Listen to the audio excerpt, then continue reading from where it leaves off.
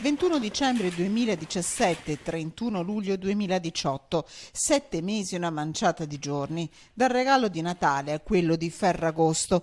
Ore 11, Palazzo Balbi, Venezia, si scrive finalmente la storia, stipula dell'accordo per il nuovo polo della salute, ospedale policlinico di Padova.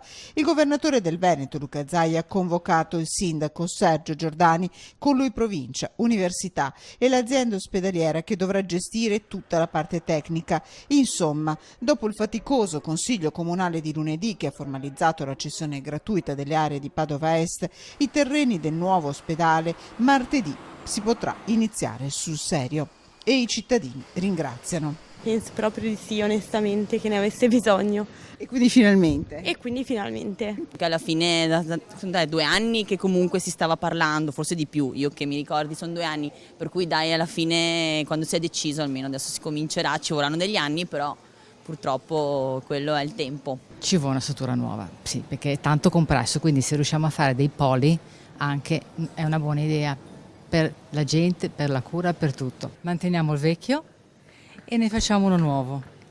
Ci vogliono più dottori, quello sì, perché dicono che mancheranno dottori, specialmente i chirurghi. Una battaglia che la nostra emittente ha condiviso in questi lunghi mesi di attesa. Una svolta sembrava vicina, era alla portata, ma da dicembre siamo a fine luglio, è stata inoltrata. Adesso la parola d'ordine è non fermarsi. Un nuovo ospedale atteso dai cittadini, ma atteso anche dalla scuola di medicina. Un'eccellenza che merita strutture degne del suo livello internazionale. Padova ha un ospedale che è un'eccellenza non solo italiana ma mondiale. Merita sicuramente di avere gli spazi idonei per gli ambulatori e evitare le situazioni magari di calca nelle attese.